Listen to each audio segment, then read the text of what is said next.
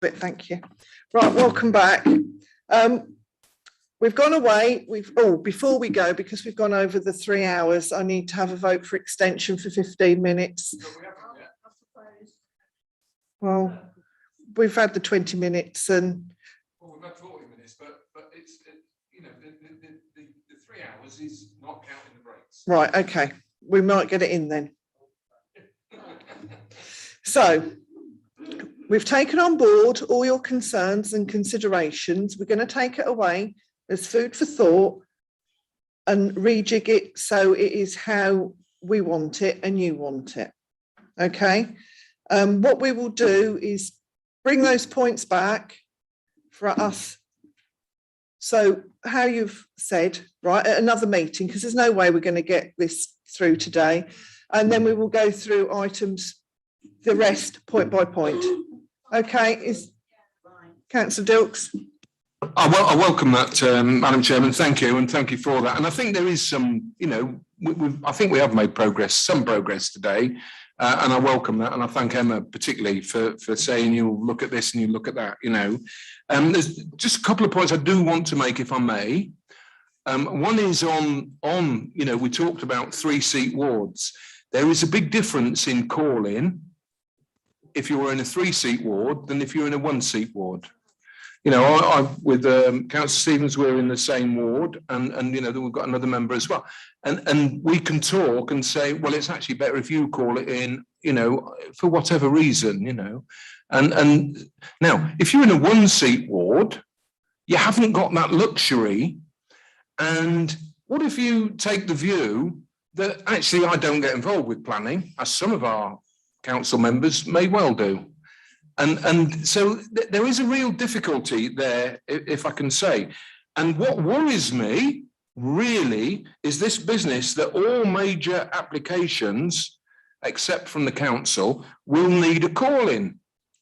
I just do not get. I think that is because we're relying on that one single ward member to call it in, or hopefully their neighbouring single ward member. Well, we are, Nick, that's what we're doing.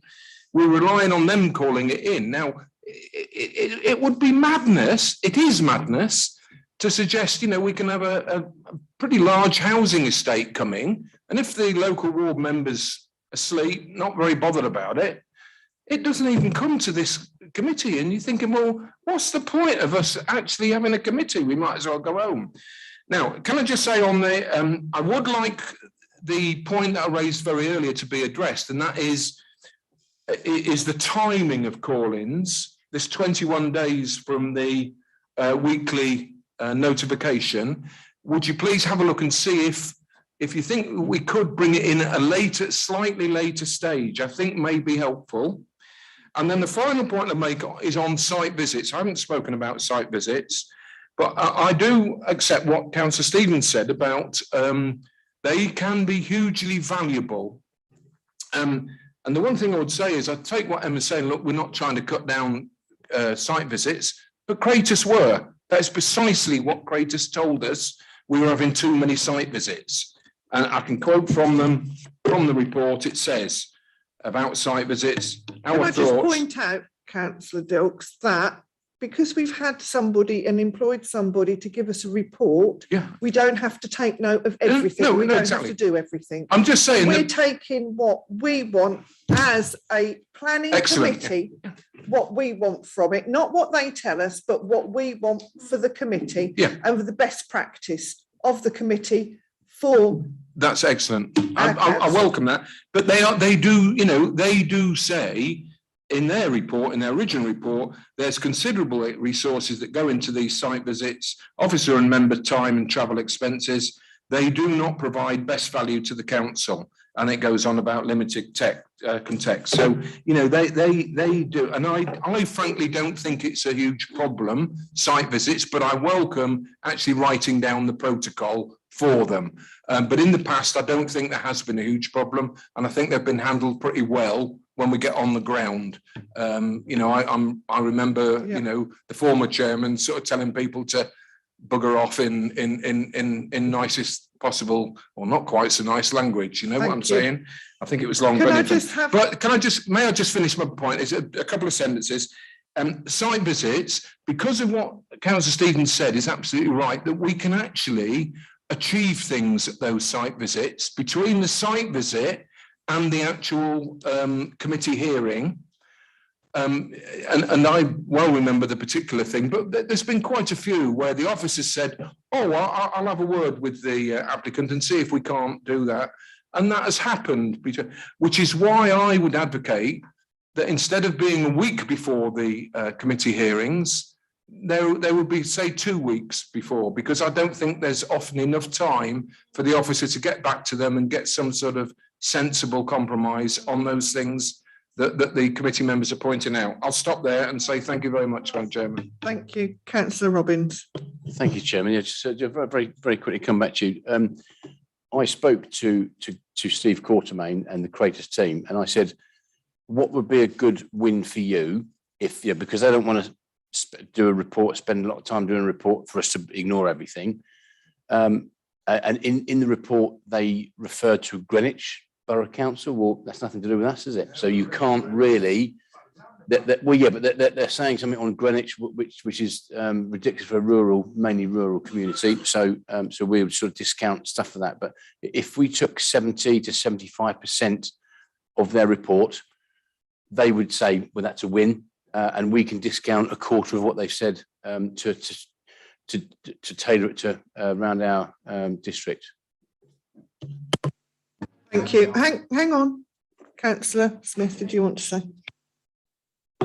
Well, I'd just like to say that when they first started this Creators consultation, and I was with Councillor Bob Adams, many of the small meetings that we had with the Creators team, I did speak very strongly in support of site visits, because without site visits, I might be a bit lost with some of the applications, and I think they are most important for you to see. Thank you. That's all I wanted to say. Thank you, Councillor Morgan. Thank you. Thank you. Yeah, I just felt because we just, if we're picking up and reviewing this, there are a few bits. If I look at page 14, I think there's some basic omissions on the reports to committee.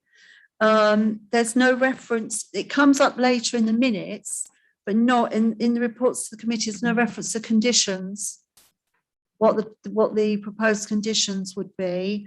And I think what has been an issue in the past, I think it's really important, that's really clear in documentation, is where outline permission is sought, what matters are being discussed now and what matters are to be reserved. And of those to be reserved, how are they going to be treated? Are they coming back to the committee? Are they going to be agreed by the officers? So it's very, very clear to everybody what the process will be. No, not specifically to my knowledge. Emma? We did touch on reserve matters in terms of it would then be dealt with afresh in terms of the application and the procedure.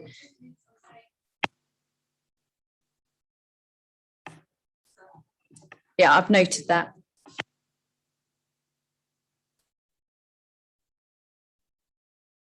Visits, and I picked it up independently as well, that I don't think you can stop us visiting a site if it's in a public space and in our time, as long as, of course, we're sensible, we're on our own and we're not into trespassing or anything like that. I just don't think you could legally stop us doing it, actually. So for site visits, there needs to be a clear set of guidance notes so that you know how to, you should be acting, that's there to protect you in terms of probity, etc., as I've already said. The other factor as well that we didn't mention earlier is actually about your health and safety and well-being and things like lone worker policies. It's those sorts of things actually that we're concerned with, that, you know, I get that we're all grown-ups, but we have a duty to care, duty of care even, to not both... Sorry, I'll put the teeth back in. We have a duty of care to not only staff, but also to councillors as well. So it's not us being overly sort of schoolmistressy. It's it's out of care that we need to do. I was going to stop talking now. Sorry, you get the point. Thank you. Councillor Milnes. Sorry, I had just one more point. I'm in a 3-seat ward. Don't assume because we're all in the same ward, we all agree. And it's very different. I would imagine, for example, perhaps if you're in the same party, that's not the case in mine. And we have in the past had completely opposing views on applications, and therefore I would assume the process should allow both sets to be heard and for the decision to be made by the committee, basically. Thank you. They both have that right anyway, under constitution, don't they? Thank you. Councillor Penny Milnes, and then Harish, and then I think we will wrap it up for today. Thank you. Well, I think I can accept that with these new papers, we have been listened to, and some things have been changed usefully, and I'm very happy about that. I don't know why it wasn't written like that at the beginning of this process, and we might have avoided an awful lot of the drama and upset that we've been having. It's still not perfect, but I have noticed, with the new team of officers that we've got, that we are having much more positive engagements, and it is working. Just broken my pen. And I think that makes life a lot easier as well, to feel that you are being listened to, that there is some positive dialogue rather than hitting a brick wall, which I'm afraid to say I have experienced a lot of in the past.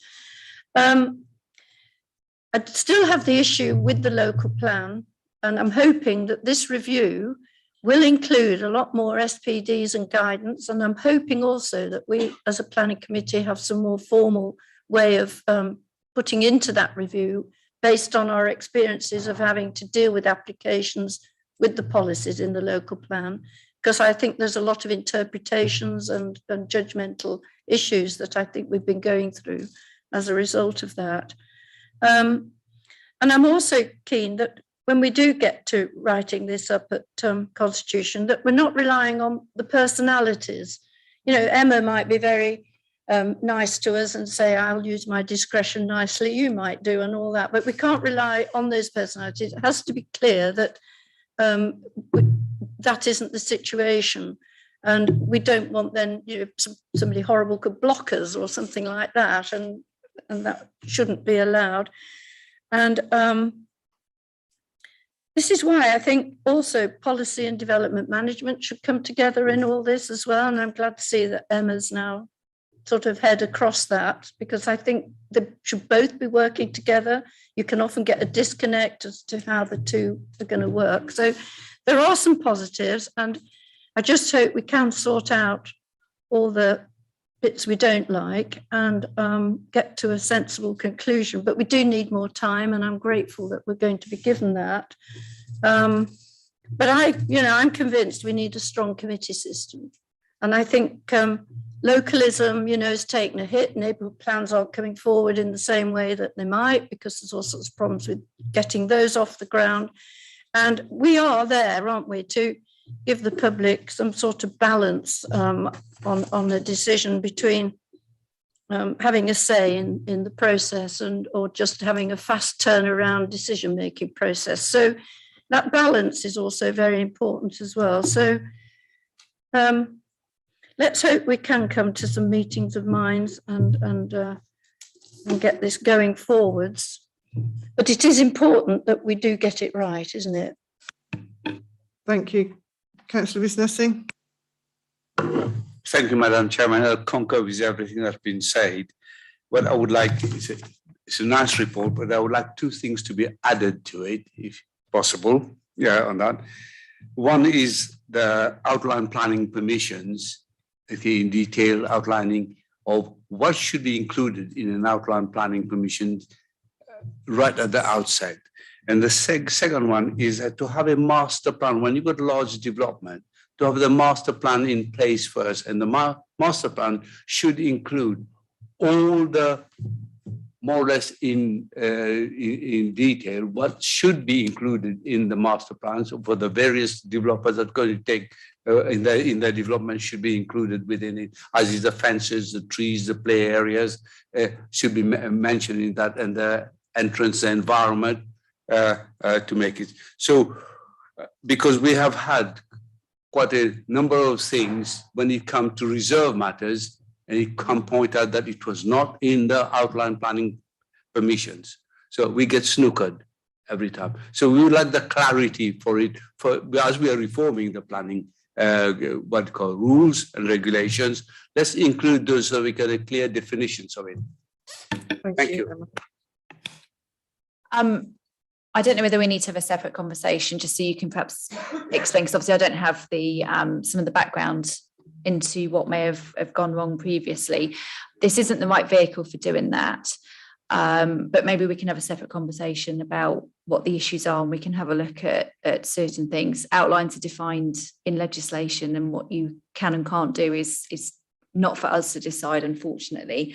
There is separately validation requirements that need to come in, need to be reviewed, and that looks at specifically which documents, which information needs to come in. So it might be that might be a slightly better mechanism, but let's have another conversation about that. Thank you. If we can have it in skeleton format so that we can know where we are, and then we can put the flesh on it afterwards. I can provide you some guidance as to what the legislation says, but in terms of it's a separate matter to what should be determined and when it should be determined. So Thank you. Right, I'm going to bring the meeting to a close. We've heard a lot.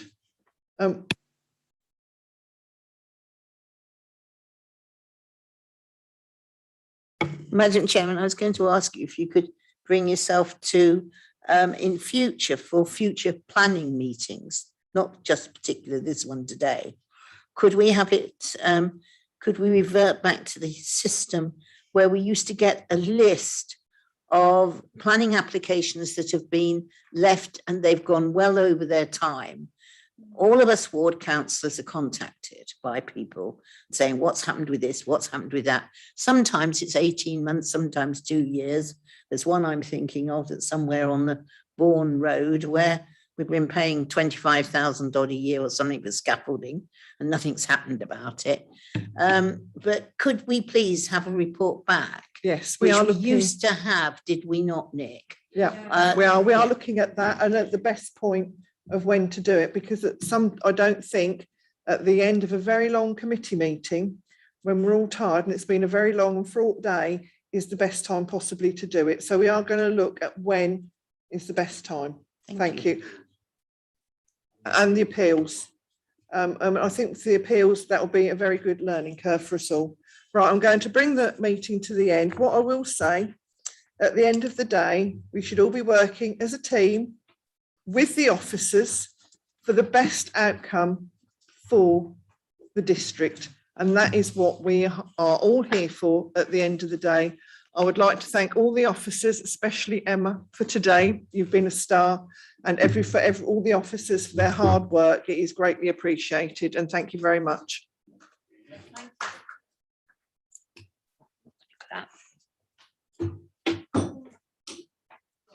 Here we are. One pen. No, it's all right. I've got some at home. I just swapped. Normally I bring my trolley in. Hadn't got time. Got time to get it out the car today.